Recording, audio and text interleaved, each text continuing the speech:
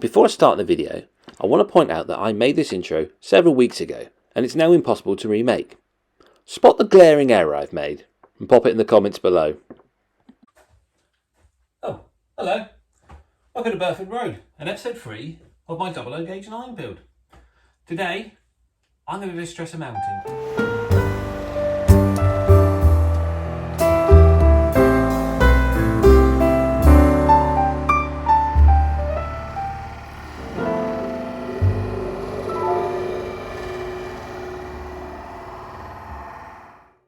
So if you've watched my previous 2 videos on the build, you know that I've talked a lot about using plaster cloth. But I haven't dived in the scenery because I really wanted to research in how to get the right effect out of my foam. I've decided, I think I am going to go for a North Wales slate line. I'm still not going to sure what's going to be going on down here, but that's for another day. Today, I'm going to be doing the slate rock faces on the mountain. So I've had a look online, I've done a bit of research, how to do it and that. And basically, I need to destroy what I've built. So I have the following tools.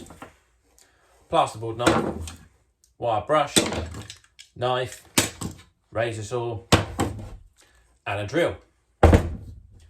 All very useful for distressing the foam and creating mountain effects. So this is one of the first attempts I've done as just a little practice run. I ran a knife sort of a bit close to each other and then take the knife that way and then distressed it with the saw and the wire brush and it's not a bad effect. And then just to sort of see the other effects I get, I made the gaps a bit bigger on this test piece and I used a drill in here, which is quite good for getting a bit more depth in there. So I think I'm going to mix and match these effects to distress the foam. Once that's done, I can then put on some sculpt mould or poly filler over where the rock faces are going to be, leave that to dry, and then we can move on to painting. So first things first, start destroying some rock. So this is going to be very messy, as you can see by the state of the tools already, just from the practice pieces I've done. And obviously it's quite a large area. So I have put some paper down just to sort of protect the baseboards of my other layout. Unfortunately the floor is just going to get it, and Henry is going to be very busy once I've finished. So let's start cutting into this mountain. Now I'm not going to lie, I'm a little nervous about doing this because obviously it's taken me a long time to do this scenery and I don't want to wreck it, but worst comes to the worst, I'll just cover it with some lynching. So, you start off with a knife and just score down the mountain. Now I did look at photos, a few photos of like the Festinio Gran and that, and how the background looks and sort of how the effects come out. So the slate does tend to be quite wide in its appearance. I think we just, there we are, it's come up nicely already in some of these places. I'm just going to score down. To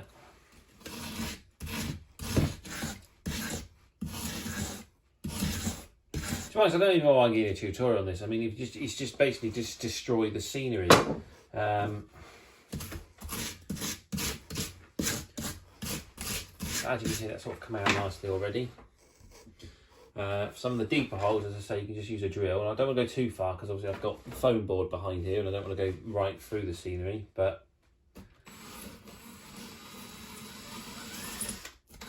we'll just distract the top.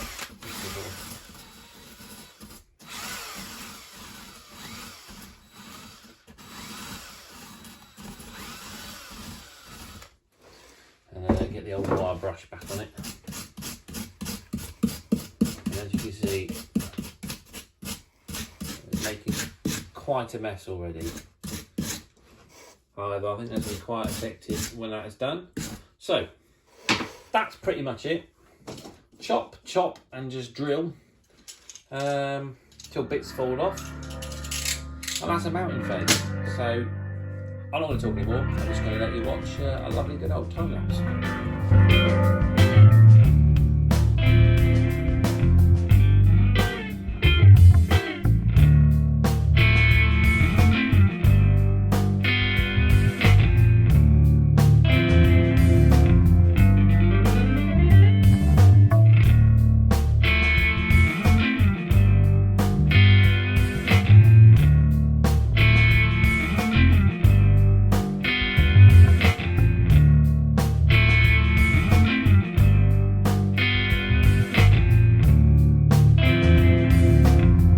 there we are, after a lot of cutting and slashing.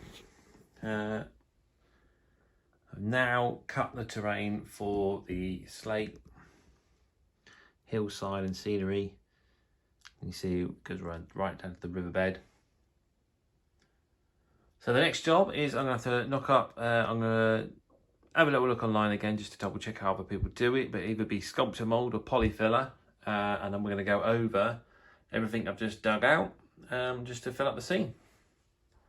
So I've got my array of modelling material now. I've got the sculptor mould, I've got a bag of drywall lining, which is pretty much the same as polyfiller, and a load of plaster cloth. So the first thing I'm going to do is I'm going to put the plaster cloth on the foam board here, so that I can then put some polyfill over the top and score it with a wire brush once it's started to dry. So that's the first job. So I'm going to get on with that. So first off, I'm just going to take the mod rock. I've got various types here. I've got some Gauge Master one left over, I think from the N-Gauge layout I built some time ago.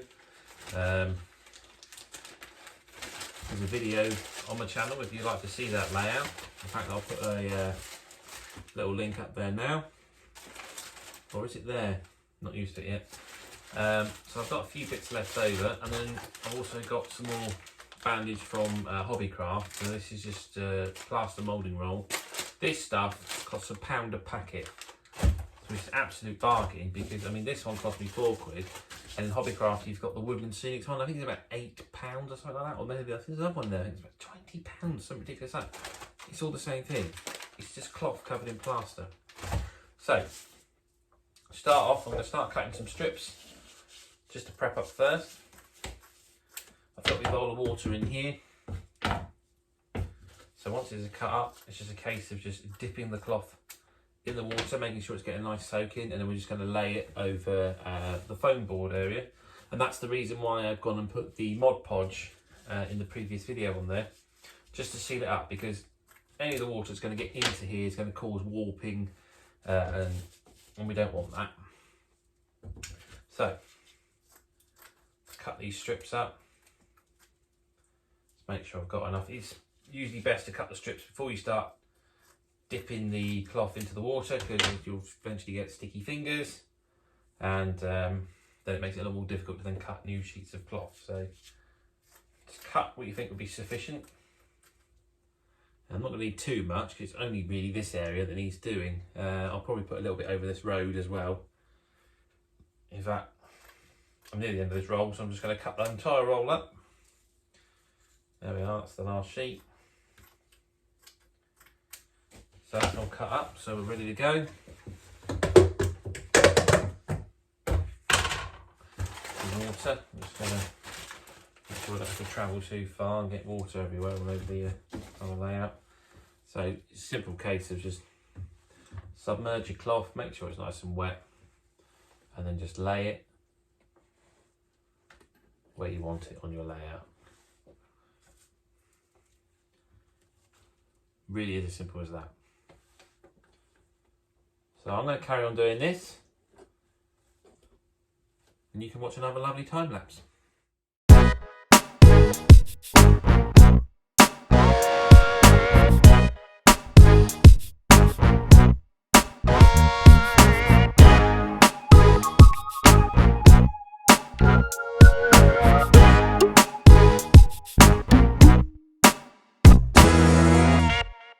So that's the plaster cloth on, didn't take long, it's just a very small job.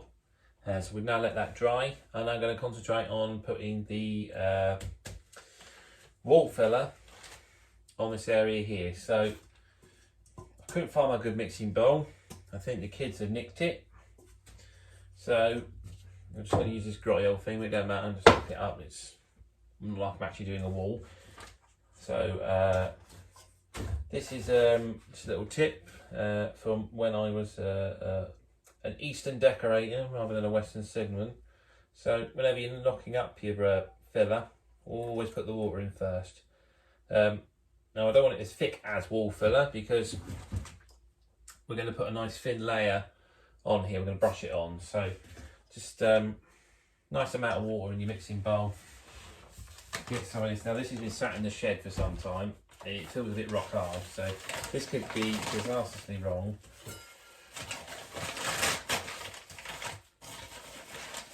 But it seems to scoop out okay, so start your filler. Apparently this stuff goes out of date, it's got a date on it, which is a bit unusual, but I haven't had any problems with it before. It's the same stuff I used on the first Burford road I made with the little branch line station, so it was pretty decent then. So there we are, that should be enough filler in there. Might need a bit more water. So just mix it in. I'd say you've got a nice thin consistency, sort of pretty much like a thick double cream really. Don't want it too thin, we don't want it dribbling down the mountain, but at the same time if we put it on too thick it's just going to cover up all this detail I've put on here. So it really is just basically sealing up the foam ideally. Mix it together. Bit of a lump in the middle here.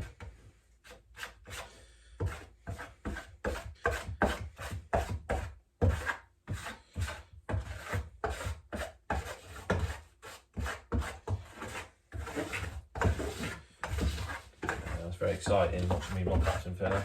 It's about as exciting as being a painter and decorator.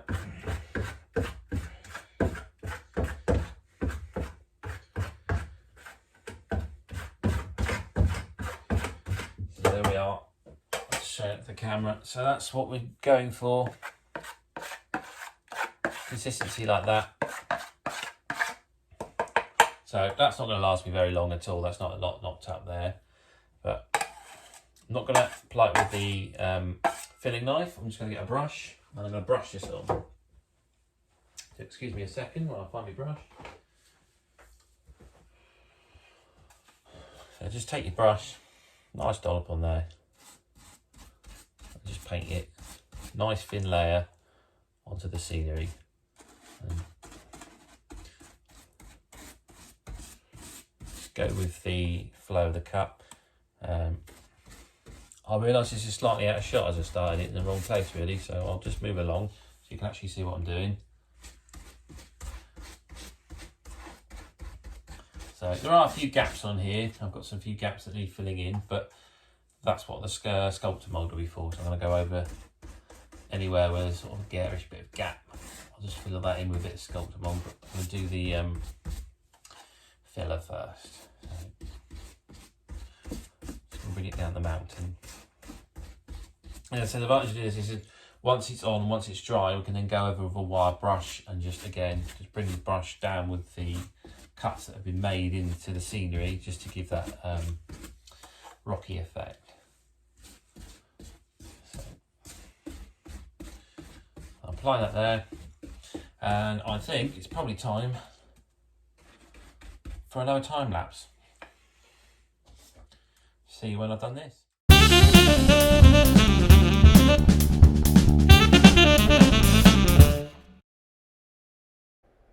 The application of the polyfiller was rather rapid. The excess polyfiller was used to fill in the gaps on the riverbank as well, although the steep drop would require some more work later on with the use of sculptor mould. The big problem now would be to wait for the polyfiller to dry. This was applied in November, in a garage, and it's cold.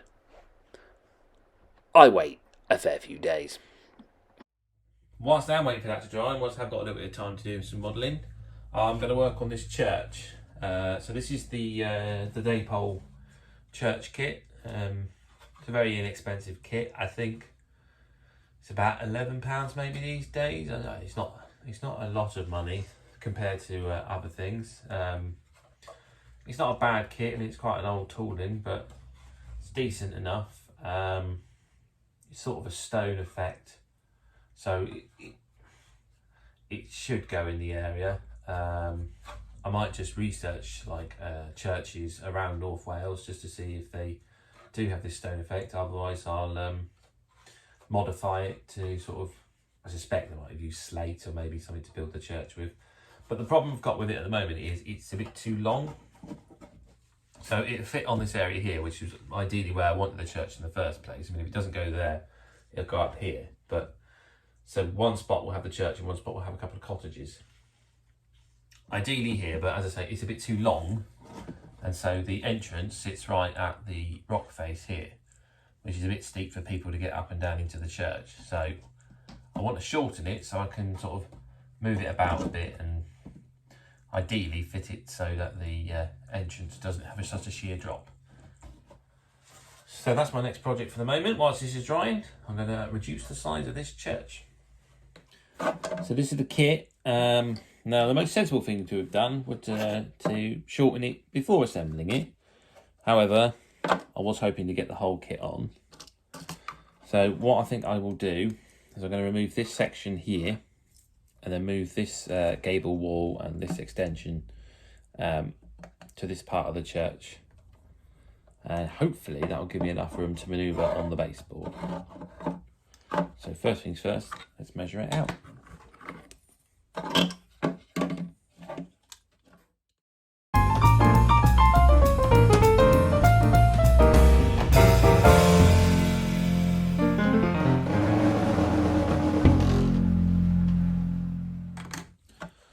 So that's the area marked out. I'm just going to remove this section here and actually shorten it by just over 3 centimetres.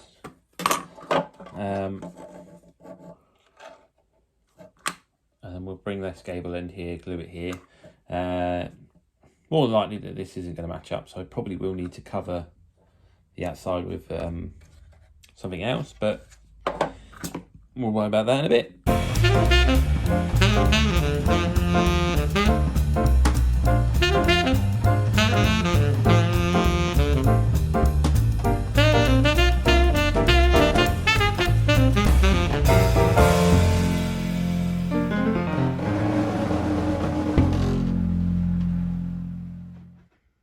So there we are, I've chopped the church down. It's lost a few bits in the process, and they'll have to be glued back on. Not the straightest cut in the world. I did try using a razor saw, but it's still a little bit off. But that doesn't matter, we'll cover that up. But the problem still is, I can't quite put it at an angle that I wanted to. And this still leads to a sheer drop for the little old lady to fall off the cliff. So I think I'm going to have to either remove this porch or again shorten it down and just stick it on the end just to make this church just a bit smaller. However, I'm happy with the size. I think it fits into the scene a lot better. It was a bit dominant before. I might even cut this down just to make this a bit smaller. It's it's just a tiny little village or hamlet that's here, the service station. So I'm going to start with that, see how that fits, and if I feel that I want to cut this down a bit more, I'll do I think that's the vestibule. I'm not really clued up on churches. We'll see how we get on. So I am, as I say, just going to do this porch. I'm going to cut about here, make it nice and thin, so it literally just sits at the door. Slightly annoying because it's already painted the inside, you can see. But there we are. So we'll give that a cut. Hopefully that will then give us a bit more room to place the church on the layout, and then we'll see about what I think is the vestibule. And again, I might just chop it down and make the church a bit smaller. So, further ado, I'll raise the saws out again. Let's do some chopping.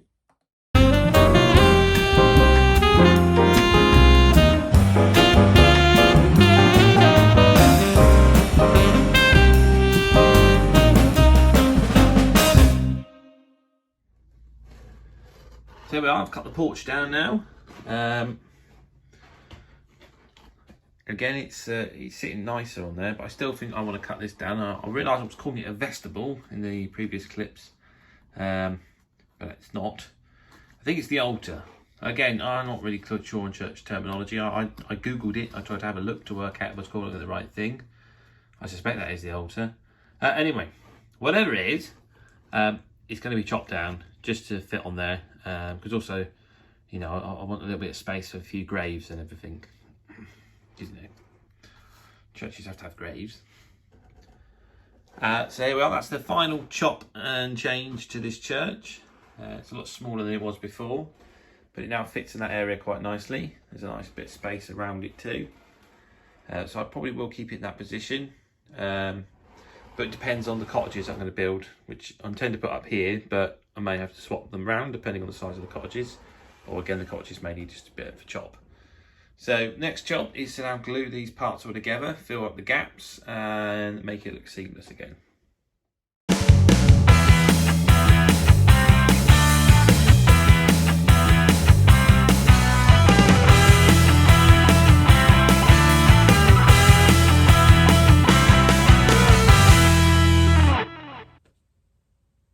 So we are, I've glued the church together, but as you can see from the Google Earth view of it, it's a bit crooked. Probably just because my eyesight's so terrible that what I think is a straight line is about 45 degrees. However, that has resulted in a bit of a ghastly gap on the back, but the plus side of that is it's going to be against the mountain, so people shouldn't see that anyway, but I will try and cover it up. Obviously, if I realised I needed to make the church smaller, I would have cut the parts down prior to building the kit. So like the roof, I could have just cut the end off rather than having to cut in the middle. The same with this part here. Could have just cut it all down so that it could just be kitted together. Because this is a little off as well. I thought I'd done this straight up, although it might actually be this that makes it look off. Because when I laid it flat, it sat flat, but it probably is just this gap on the back. It's not the end of the world, gives it a bit more character, a bit more robust sort of look, I suppose. So yeah, so the next job is to cover up the cuts in the roof. So we'll probably have to do some new slate tiles for it. Because I think if I stick a bit of filler in there, I might be able to score it, but they don't quite line up anymore. So that might be a case of just redoing the roof. This joint is not too bad. I think I'll get away with a bit of filler in there and just sort of scratch it out. And that's just ghastly, absolutely horrendous. So I think I might move this drain pipe to here. That might do the job of covering that up. So I might just fill it in, put the drain pipe in front, and you'll never know. So just going to let it set. The glue just cures a bit more, and then we'll move on to that.